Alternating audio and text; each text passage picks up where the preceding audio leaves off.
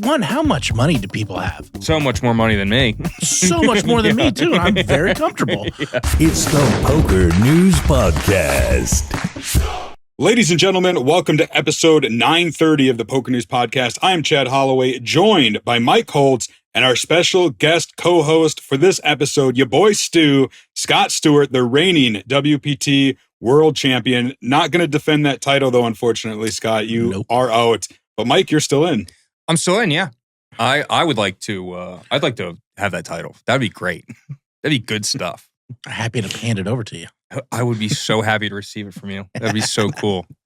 2.5 million, I'll take it.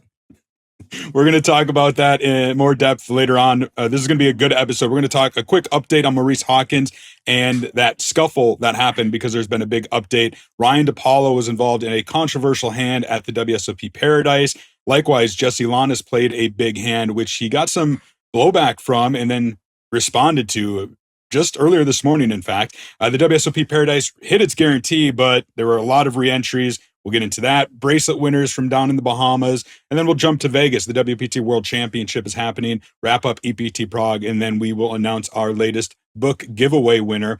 Let's start with Maurice Hawkins. Scott, I'm just curious, as our guest co-host, did you see the video of the fight? And if so, what did you make of it? Yeah, I saw the fight. It's a little bit out of context, I guess. So I can see in my mind what happened, but we didn't see the full video. That it's going to any kind of court proceedings, I think, is crazy. But I mean, it's still, I guess, on paper assault. So I don't know how. I don't know how you. I don't know how there's going to be. Is there going to be witnesses because it's an illegal home game? All these things. It seems to be a tough situation that's going to go there. So. We covered this in depth on the podcast, so I did want to share the update that has happened. Maurice Hawkins did tweet out that the guy who attacked him, Eugene Castaneda, while sitting in his chair, Maurice was, now has a warrant out for his arrest and will be tried for assault. Actions have consequences, which I find a little bit ironic coming from Maurice. And that we did confirm that indeed there is a warrant out. Last we knew, Eugene hadn't been arrested or turned himself in. But it does sound like he is going to, have to face some consequences for this. Mike, what do you make of it? Maurice went to the police about this. That is crazy. That is crazy work. I can't imagine doing that. You talk a bunch of shit on the internet, you act like a tough guy, and then you go to the police after you. He said that he didn't want to put hands on him because he didn't want to hurt the guy, and that's why he wrestled him. But then you went to the police. I don't know. I just feel like it's a really weird situation and a very bad look for Maurice Hawkins amongst a bunch of other bad looks. It's crazy. Yeah, I don't. The thought that you can think that you're entitled to go to the police and file an assault thing after there's a court-ordered thing where he has to pay this guy. I don't know his name exactly, but to just sweep that under the rug like nothing happened it's almost impressive that you can just walk around like your shit doesn't stink. Him pressing charges makes Maurice Hawkins the corniest man in all of poker by so many miles. It's insane. Like, I've been really, toeing the line. Like, we all know Maurice sucks. The guy is just, not paying people back. He's a terrible human being, and nobody likes him. We all get it. I never say any of this stuff. I give him the benefit of the doubt. Dude, you're pressing charges on the guy? What kind of soft stuff is that? That is actually crazy. Insane stuff. Agreed. I actually had a little bit of a back and forth with Maurice on social media, on Twitter, again, extending the invitation for him to come on the show and talk to us. He's declined. He said it's not going to happen. Says that, I said it's not personal, just doing my job. He says it is personal. You post, talk, and share pure lies without fact-checking anything. You have zero journalistic integrity. A little bit of back and forth, asked a few questions. He did respond to one, whether or not he did assault by shoving or moving Denise Pratt, which he denied. Look, I don't think we're ever going to hear from Maurice. And I told him on that exchange, it's because he knows we're going to ask questions that he either doesn't want to answer or doesn't have answers to. So that being said, in this particular instance, technically by what we have seen, he was assaulted. And whether you agree with him pressing charges or not, Mike doesn't. We'll have to keep an eye on it. We'll have to see if Eugene eventually turns himself in or if there are actual charges pressed and, some sort of consequence to it. But yeah, I just wanted to give an update because we have been covering this story for a while and just felt it fair to dive into that a little bit. But let's turn our attention to the WSOP Paradise, the 25K super main event, $60 million guarantee. It has hit that number. We're going to talk about that in a minute. But before we do, I want to talk about this hand involving Ryan Depaulo, in which there was a lot of controversy, the tempers flaring. We got a little video clip. Check it out. Now we're getting excited. I'll call it. Call. I'm all in. All in. I got shit, boys. Wait. It's all in? No, all in. But don't you have more? He didn't. I called you. He called Right. you, just you, and I go all in. he's all in, so you have to match that amount. 10 seconds left. No, I'm all in with him. Right. Yeah, with just him.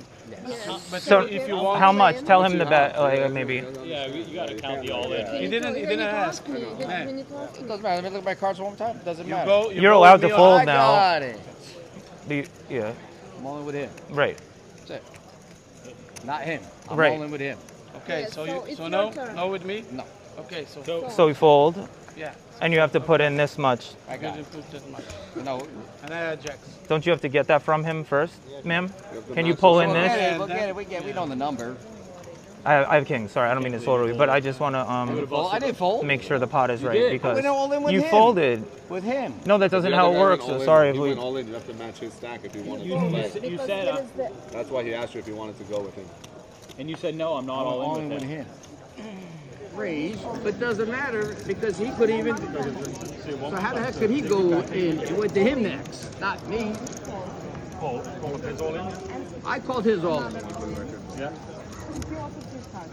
And I but called- no, we had a whole I didn't discussion. fold. I didn't fold. I Yes, you called, did. You said I'm not calling you. I call you. We're I like it doesn't work went like all that. in Okay, whatever. No, with you you. didn't. Yeah, right. It doesn't work like that. We tried saying. This is fucking bullshit. Oh my god. Oh my god. Fuck you guys. How much? I mean, All right, so there you saw some of the footage that PokerNews took. You saw the clip that Ryan Depaulo himself filmed.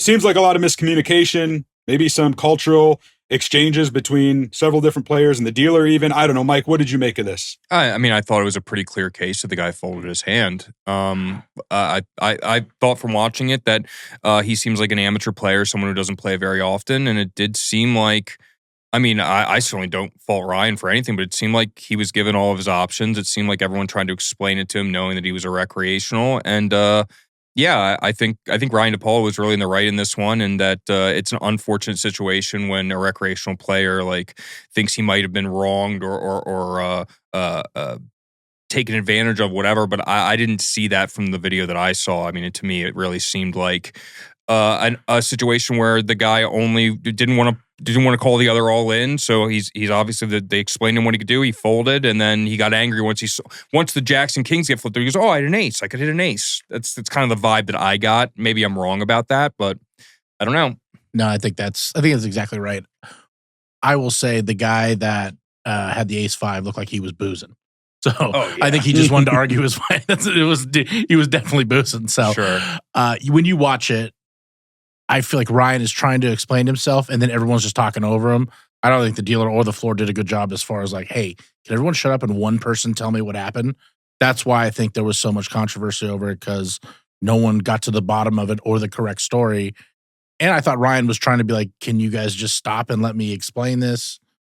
As much as I like Martin's money, he's crazy. So there was so many different working parts to that where I don't know how it got so blown out of proportion, but it just seemed like, yeah, I called this bet, so he's got to call that.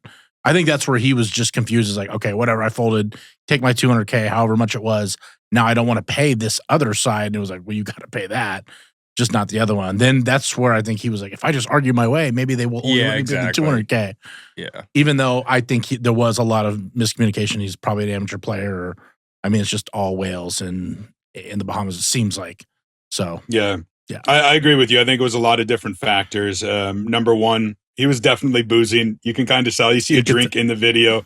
Others have said that after the fact. You also had for the him, deal. too. Well, yeah, I know. I like to have a drink or two when I play.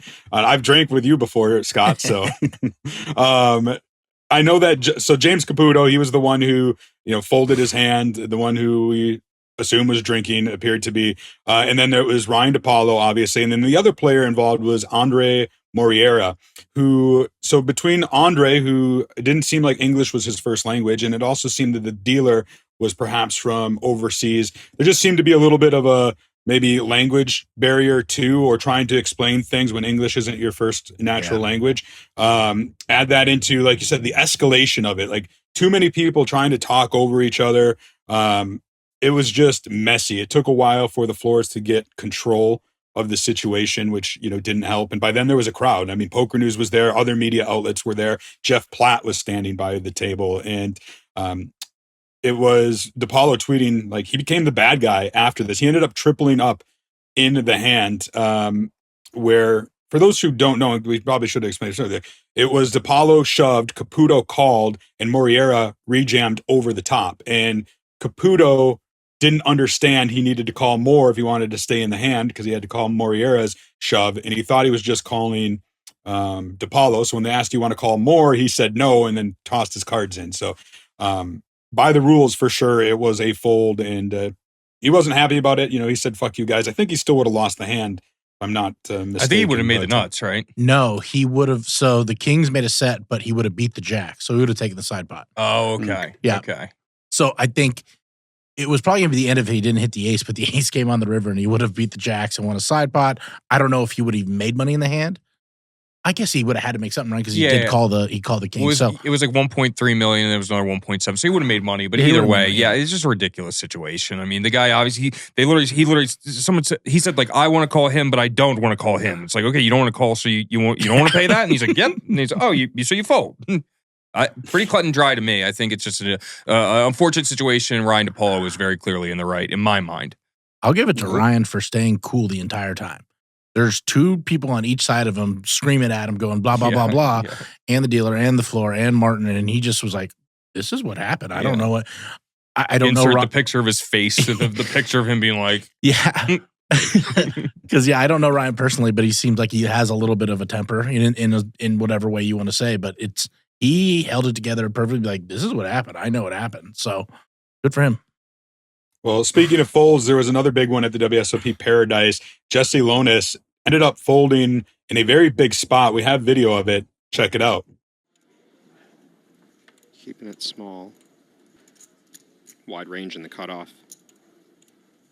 I wouldn't expect, like, overbet, because Jack-10 is there, but two sizable bets could easily get paid off by worse. Just a call.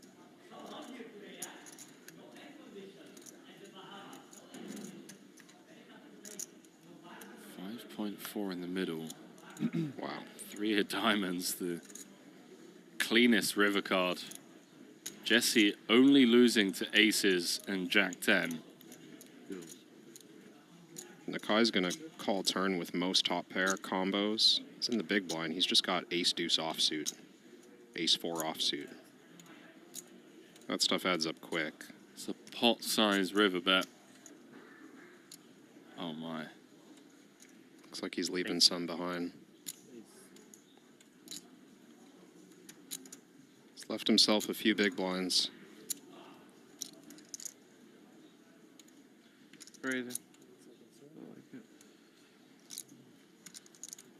Jesse asking if he could be value raising worse. I mean, what, 8 specifically makes the fold. Oh my word. I'm pretty sure he blocked him. All right, so there you have it. Jesse folding a set of kings. He was incorrect in that spot.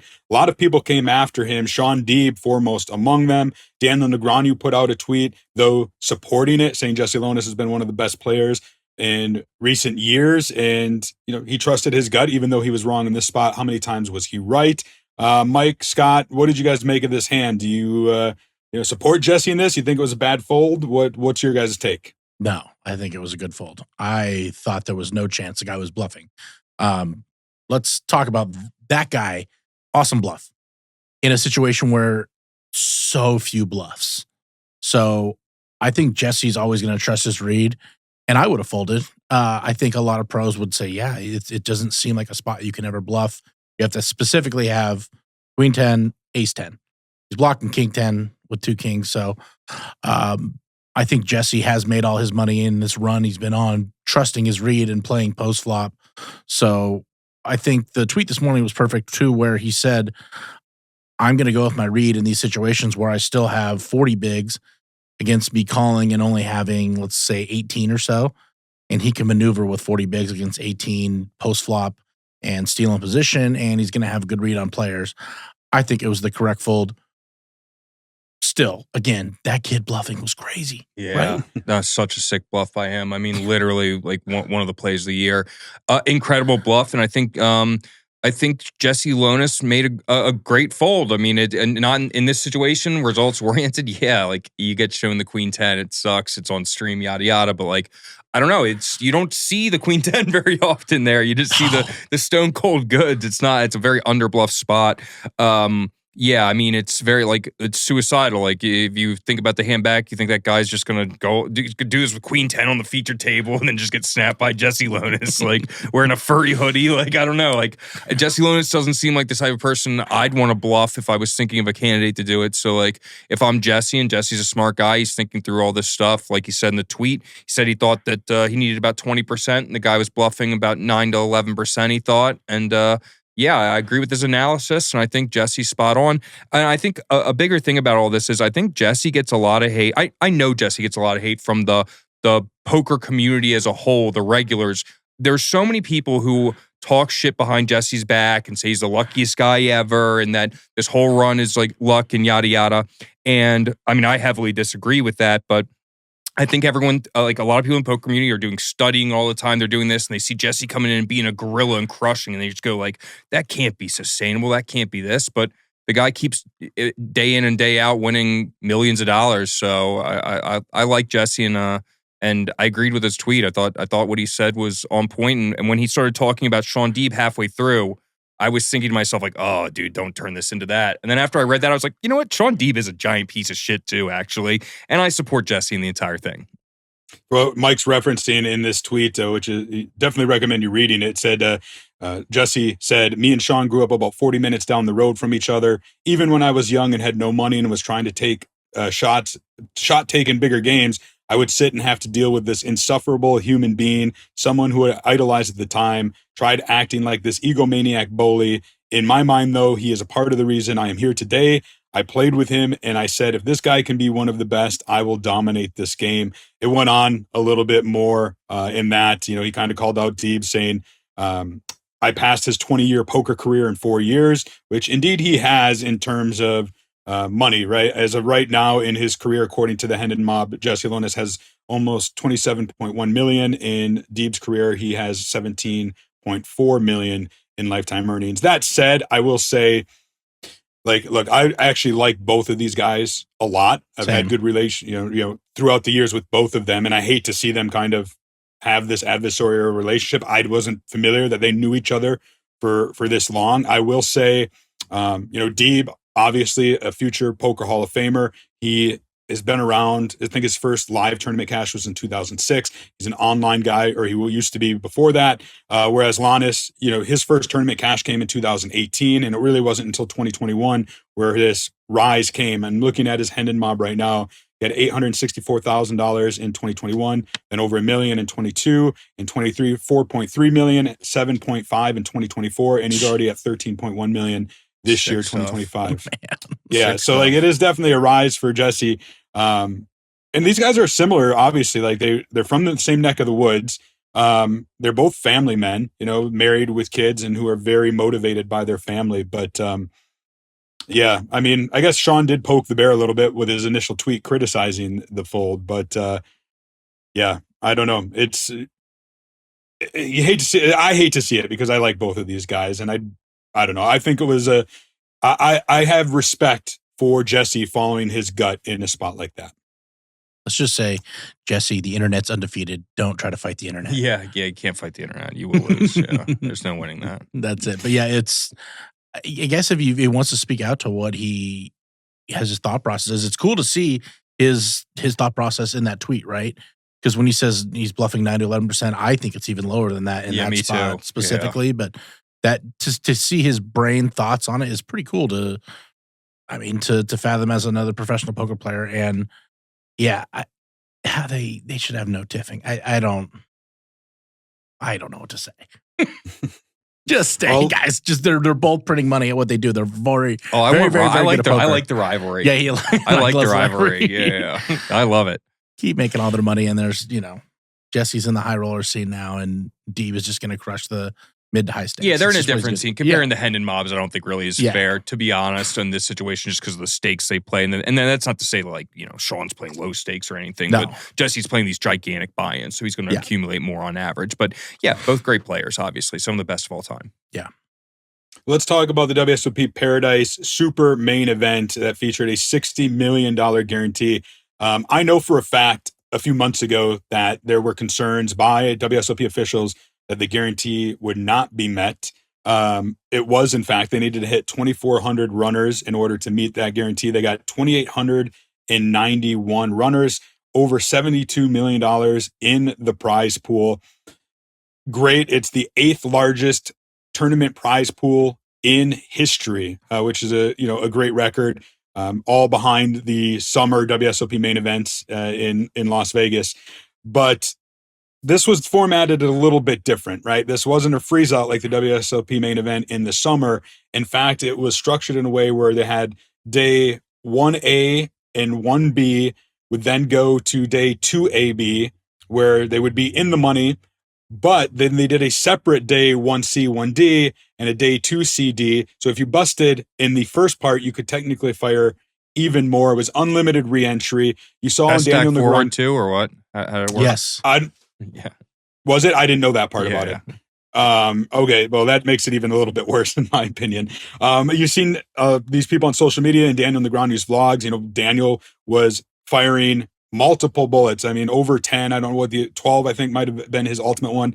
I know that there were many players who fired similar. I think the most was 14. 26, Lonis. Did he fire 26? Yeah, I mean, that's what everyone was talking about yesterday. No. Yeah. I don't think that's right, but I heard it for literally 3 separate tables I was at. Different people brought it up. Somebody said it online too today. But I don't know. Maybe I'm wrong about that, but I heard 26 from that's a bunch of different number. people. That's I mean, what how much is that? 26. It's true. I don't know. It's $650,000. I was just gonna say it's 650. Well, I know for a fact that there were people who fired around a dozen times, several, more than a dozen players. Well, anyways, the point about this is there is some discussion online, like these re-entries kind of sully it. What do you guys make of it? Yeah, as far as it being like a main event, I think the re-entries kind of sullied a little bit. I mean, I'm cool with unlimited re-entries, but this one, it just feels like a cash grab. It feels like how many bullets can you guys fire to get a giant stack? You know what I mean? It doesn't feel as pure to me as, let's say, like the WSOP main or even a circuit main. You know what I mean? Yeah, I think you're right there. To think, how much money do people have? So much more money than me. So much more than me, too. And I'm very comfortable. Yeah. Like, what? When I just right away, I mean, Negreanu, okay. He's got sponsorships. He's got everything. Sure. But some of these people, like, you're throwing 10 at this? We're just throwing $250,000 at a poker tournament. I mean, it's wild, right? I mean, we haven't even discussed how they're already down after 3 days. They're down to 24 players. This is a 28-person field, 2,800 person Wait, it's already 24 left? They're down to 24 after 3 days of play. That's crazy. I mean, I haven't looked at the structure. I don't know exactly what it is, but that seems... Gotta be quick. That seems like it's quick. Yeah, Max Layridge was like 12, and in the WPT World Championship, I think Max was 50. Yeah, I mean, I don't know what you came back from doing. Yeah, it was 50 or 60. Yeah. So, but... Pretty big difference. Huge. Yeah, it seemed like a cash grab. It seemed like everything they did was a cash grab. Yeah. I haven't really dived too deep into it, but it does seem like You know, even I think Natasha Mercier and her, I haven't watched the interview, but someone was telling me how, you know, she was really taking advantage of the bubble because a lot of people either had bubble protection from GG Poker or The extra 25K. the extra 25K. If you know someone is going to be like, well, of course it's going to fold down to nothing if I'm going to get 50K and, you know, the min cash is 75 instead of 50. Yeah, that's to someone playing one bullet in that is a huge cash. Oh, 100%. It's crazy. Yeah, it's monstrous. Yeah, So- it's the whole thing is really, really it's different than any other poker ecosystem. This Bahamas thing, you know, Yeah. there's so many incentives for different things and different people, and everyone's doing different stuff. Some people are bracelet hunting, some people are going for the money, some people are gambling, you know, some people are going for the extra 10K from Lux and Pay, little 25K parlay, you know, there's so much stuff going on there. And yeah, it's an odd poker tournament to be the super main, you know, to me, it doesn't have the exact prestige. It feels more just like a high roller to me. Like it's like there's a high roller in the Bahamas where a lot of people are playing. Yeah, it feels like a high roller on steroids. Yeah. So I mean, I agree. This is my first time I haven't been at the WSOP Paradise. I'm back home in Wisconsin, so I've been watching it from the outside looking in. And there was a part of me that was like, you know, maybe this is something I could go play. I, you know, could sell enough action to maybe play into 25K. I did it years ago, I think 2019, in the Bahamas for the PokerStars PSPC. But if I recall correctly, that was a freeze out. So then when I see all these people firing all these bullets, I kind of thought to myself, like, oh no, I'm glad I didn't. Like one bullet going up against all these. And then I thought, like, if I'm thinking this, a lot of other people out there are probably thinking the same thing. And then you have somebody like Nadia Magnus, who in my mind is kind of, you know, she's not in the high roller stratosphere, if you will. Maybe she's played a few, but like she's definitely in that where she's playing and having success in mid majors and in, you know, WPTs and 10Ks, that sort of thing. You know, she put out a tweet that was pretty critical about the whole Bahamas experience in WSOP Paradise, and especially, you know, the ecosystem that you just mentioned, Mike. And I can't help but wonder, like, is this going to turn off a lot of smaller stakes players? Like, I mean, you guys said it yourself. Like, you guys are so much higher than myself and a lot of, you know, the average poker player in terms of poker success and what you guys play. And even you guys were like, holy shit, how much money do these guys have? yeah, Mike, you ever been to the Bahamas? Yeah, I actually like the Bahamas. I like the Atlantis, and maybe it's a nostalgia factor because I used to go every year, but I just went like 8 months ago, something like that, a year ago. How long ago? Yeah, something like that. I loved it. I had a great time. I'm in the same boat. It's adult Disneyland. Yeah. It's awesome. I like water slides. Thank you. The I love not so water lazy slides. river water slides are awesome. Yeah. We went jet skiing. It's even like with if you knew what you were doing, if you were just Diamond Plus or Diamond, I think they gave you a little index card and it was like 20% off certain restaurants. You get a little appetizer at Nobu. You get a free cocktail here. I didn't get this. Oh yeah. So okay. So wait. Maybe they didn't have this last year. I haven't been in a few years, but I mean, when I went with my friends, we did every little thing. I feel like they had the little village with, I think there's a Carbone in there. So we went to nice dinners that were discounted, or, you know, we did it, I guess, a little different. Carmine, excuse me. And Carmine's is good. Good Incredible. portions, but I thought the rest of the restaurants were all right, but Carmine's fucks. But I mean, yeah, I guess I'm just not thinking about fine dining when I'm going there. I'm more like, we're on the beach. Let's grab some conch fritters. You know? Exactly. Yeah. Yeah, I've been to their fish fry there. It's really fun. So I can see how some people, if they thought this was going to be like a 5-star resort, it might be a 5-star. I'm not sure. But when I've gone, I've had nothing but a blast in the Bahamas. But I think everyone takes a little differently, right? I went there and I played poker, but I only played the main when I was there. I didn't. And there's a whole festival, right? There's probably 50 plus tournaments. I've only played 1 or 2 tournaments when I'm there. And then I enjoy Atlantis and the amenities, which it's probably a big difference too for, you know, I knew enough people that I was stayed in the Cove, which the Cove is incredible compared to, you know, the Reef, the Coral, the other ones. Maybe not the Reef. I think the Reef and the Reef and the Cove are the nice ones. The Coral's pretty bad, and the Royal's right. But in the other ones, it's just like they're basic rooms. But you know, if you have the experience that I had in the Cove or the way we did it, maybe I went with more fun people and not angry at like, oh, well, the poker's not this and the food's not that. But I mean, if you can just go enjoy the resort, it's awesome. Yeah, I just wonder, to me, I was wondering because I was thinking about going, if I went, I feel like I would have been annoyed being in Paradise while playing poker the whole time. You know what I mean? Yeah. But maybe I'm wrong about that. I don't know. Well, to each his own, right? There's Yeah. some people that are just there like, hey, the value in this 25K is incredible and it's life-changing money, no doubt. But if you're not taking advantage of the resort that you're staying at, Yeah, no, for sure. go to the Not So Lazy River. It's awesome. Try it next year. People that are upset. It is very It's- overpriced though, for sure. Oh, like yeah, the prices are nuts. Yeah, it's overpriced. I mean, that's But look at Vegas is too, you know. Yeah, but look at the size of that resort. Okay, yes, it's going to be overpriced. There are ways to do it that it's not as crazy. You know, every year that I've went to, I'm a drinker.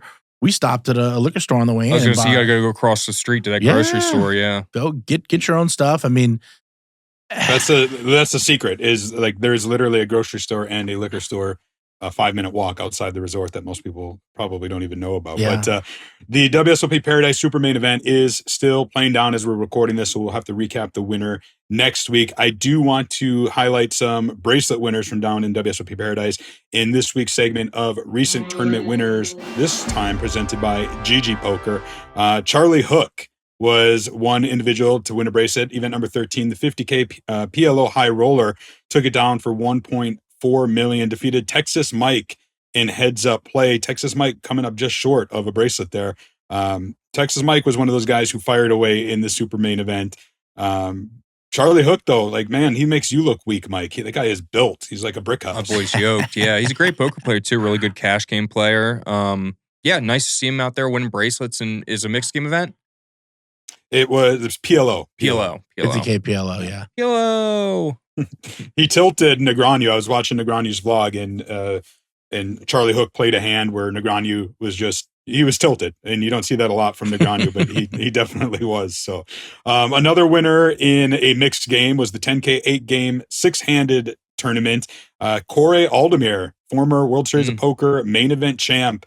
He is $287,000 richer and has his second gold bracelet after defeating Felipe Ramos in heads up play. I always like it when a main event champ ends up getting a follow-up bracelet. It shows them that like they're not a one-hit wonder.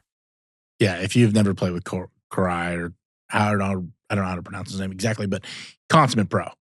Doesn't make mistakes. It feels like when I play with him, I'm just like, he is so locked in. Yeah, very that locked. If he wanted to play, it seems like he won enough money that he'll play the main event and a couple other tournaments. But yeah, if he's playing mix, he might even love to play mixed games over Hold'em. And yeah, that was if he continues to keep playing, he's gonna just win. Yeah, very gifted. Good for him. Yeah.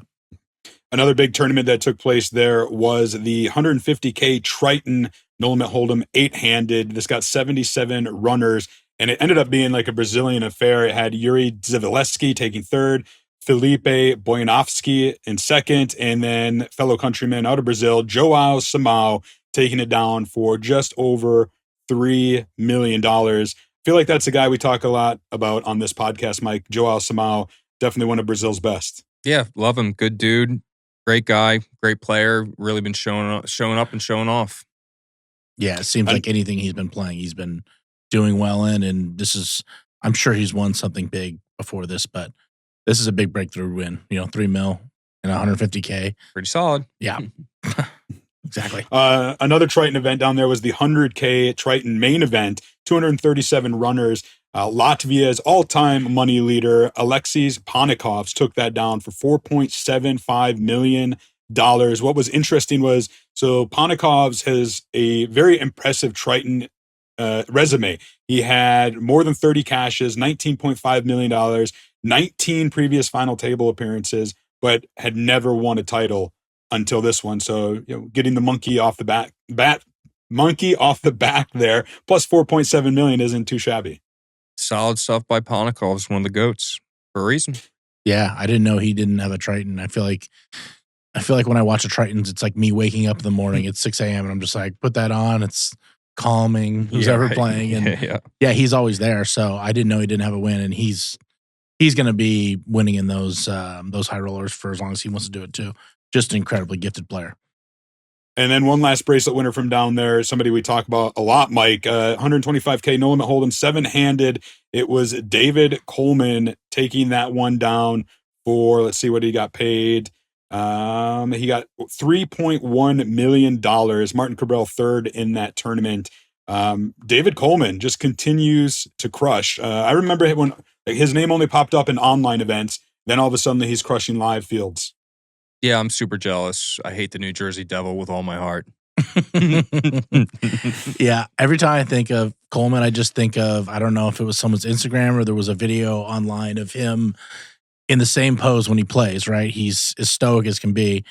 And then it was like on the background right above where he was playing was him playing on a in Poker Go, the exact same pose. Yeah, so that's pretty cool. I think just Yeah. he's just the consummate pro, and he's like, I still don't understand how he does. I don't know, he doesn't It hurts either. my wrist. He reminds me of like way back when is just Chris Ferguson, who's got his own situation, but Sure. before all that, he would just sit there stoic as hell and just win. Not comparable players in any sense, different generations, but Coleman's just awesome at like, he's one of those guys too that it could play a 1K and he's still going to crush in the 1Ks and not just in the 10Ks. Yeah. He knows how to adjust so well. It feels like that. Yeah, good for him. That's a huge win. Really smart, and he's a nice guy. I like him a lot, actually. It's obviously a joke that he's the New Jersey Devil. I mean, guy's a little ridiculous. I love him. Yeah.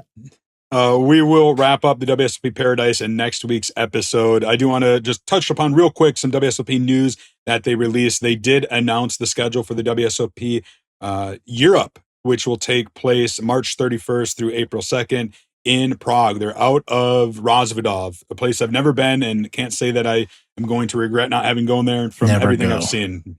Never go. You've been? Yeah. Once. Would never go back. I've heard no good things about Roswell from anyone except for Martin Cabral. He seems like it there a lot. Yeah, the casino in general is fine. It's a huge casino. It is so in the middle of nowhere. Yeah. There's some playgrounds nearby, though. Yeah, there you go. There'll be Prague will no doubt draw more people, and WSOP has also done something a little different. They're making their WSOP Player of the Year competition start at WSOP Europe. We'll go into the summer, and then we'll end at WSOP Paradise in December. There will be a $1 million prize pool for the Player of the Year leaderboard, including, I think, $100K big package to the ultimate winner. Some people like this, some people don't, right? Like some people, like Texas Mike said, I just like grinding the summer WSOP. What do you guys think? Is it a cash grab? There it is. Cash I grab. want money. I want more money. I don't have enough money, and I want more. Give us all the money, players. You guys don't deserve anything. We want it. That's what I get. But you could argue they're putting up $1 million, Mike, $1 million prize pool for it. Oh, when there was you just got to nothing go before. to Prague and you got to go to the Bahamas. I'm sure they won't make that back in the rake they charge from all that stuff. I'm sure they'll never make it back. This is just for the players. They're just giving it out for free. Prague is beautiful. I mean, I'm not going to go, but Prague is beautiful. I did look at the schedule. It's a favorable schedule for someone that doesn't want to play super high rollers. So you can actually do that. I'd be curious to see if they're doing this $1 million free roll, they're still going to do it for the circuit, or they're just going to be like, oh, well, you've got this $2,500 mystery bounty. You can go play that in the Bahamas. So I guess I also wonder where the money comes from too. Like, does it come from just like regular bracelet prize pools, or is it just a free roll type of deal? Because like, like the bracelets come out of the prize. Like when you win a bracelet, like that money comes out of the prize pool, right? At least online it does. Oh, I didn't know that.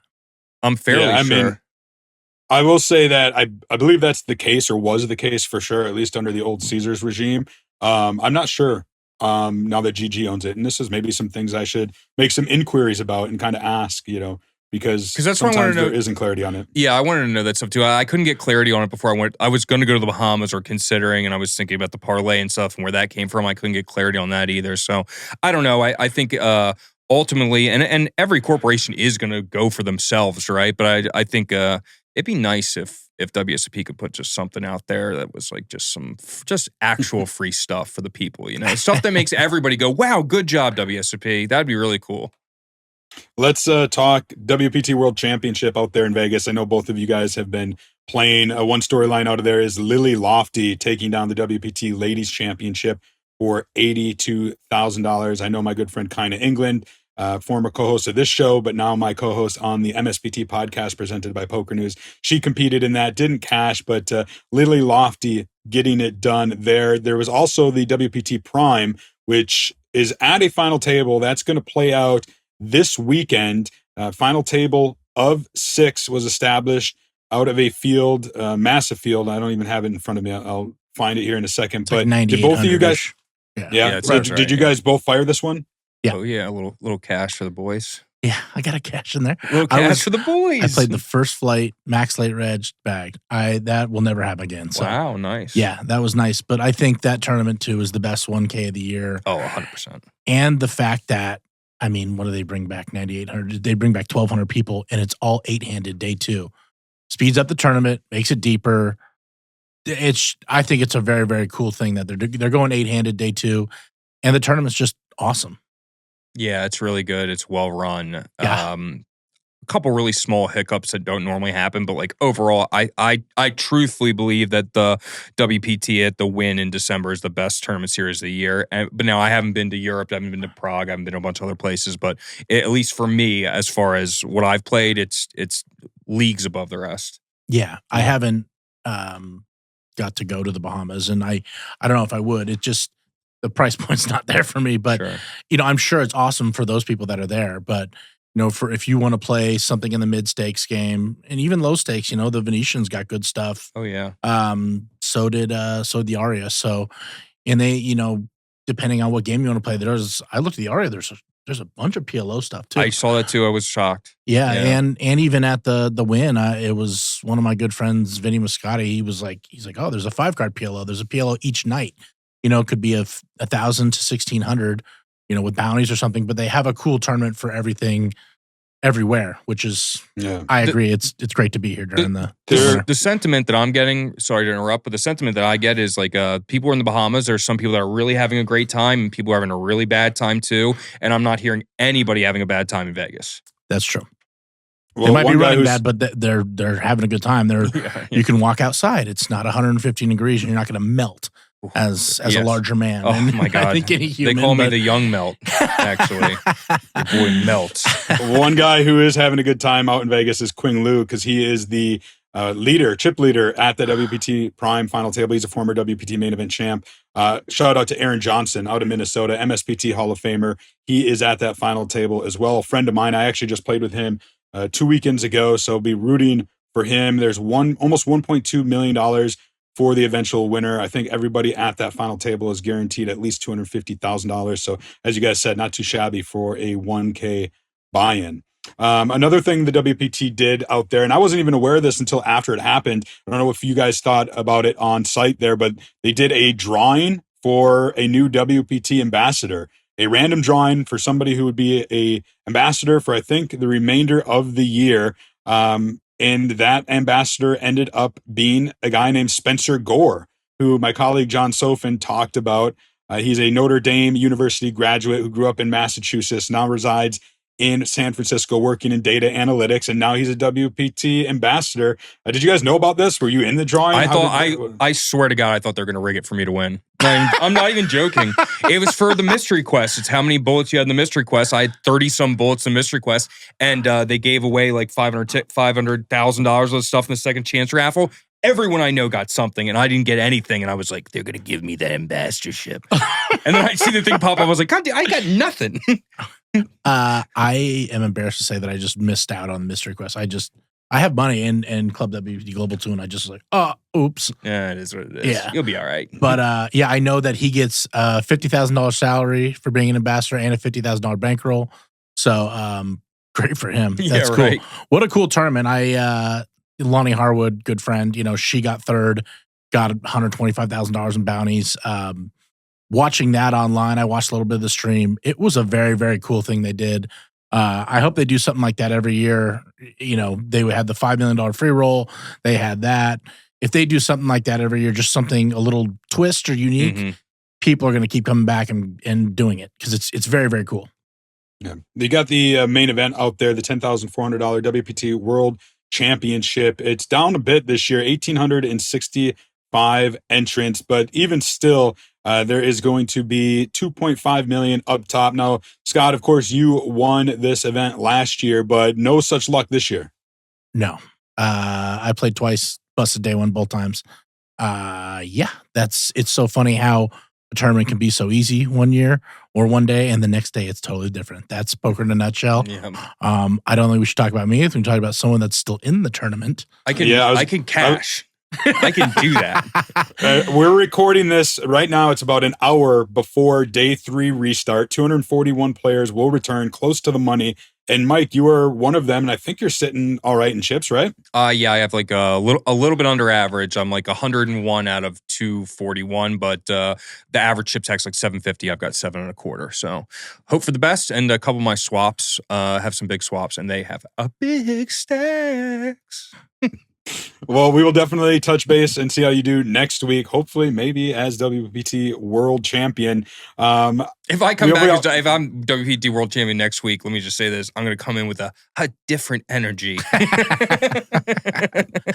I know what that'll be like. It might be a little bit hungover. Yeah. I do want to wrap up real quick. The EPT Prague did finish since our last episode. They, of course, had their main event over there.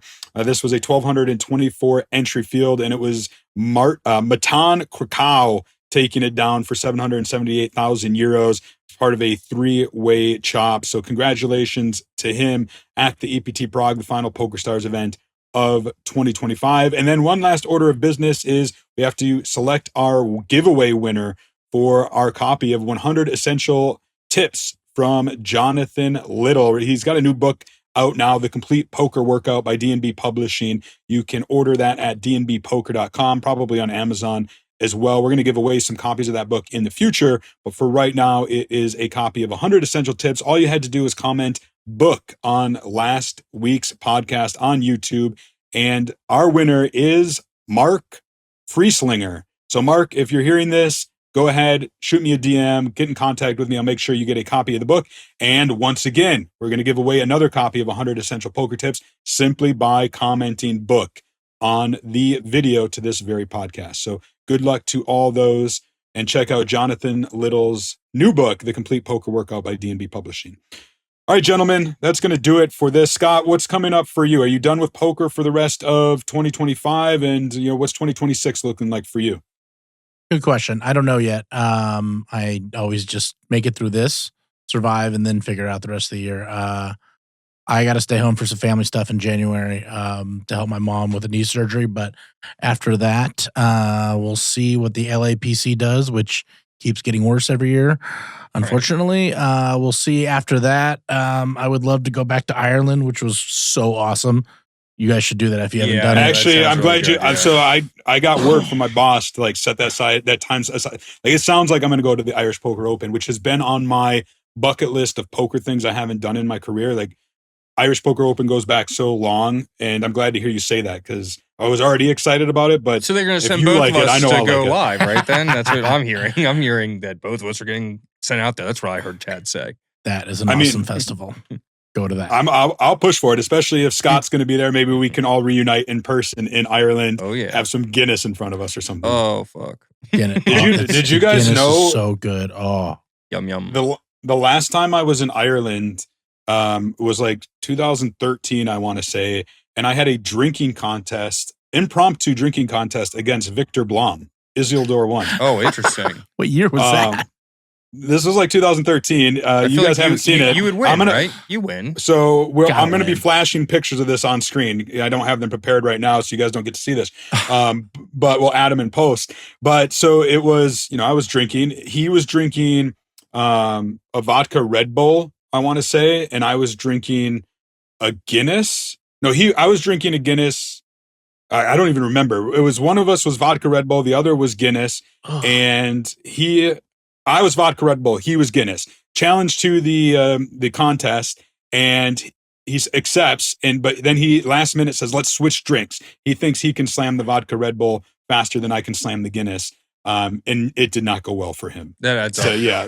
There was like a famous Mexican drinking competition or something where you get like free beers or free whatever if you can do this much, and it said like the front it said no one from Minnesota or Wisconsin allowed or something like that. Just like automatically DQ'd. Nice. All right, gentlemen, that's going to do it for episode 930 of the Poker News Podcast. We will be back next Thursday with a brand new episode where we will wrap up the WPT World Championship and also the WSOP Paradise. So lots more stories. Be sure to tune in then. I'm Chad Holloway, Mike Holtz, your boy Stu, Scott Stewart. Thanks for joining us. Until then, we'll keep a seat open for you.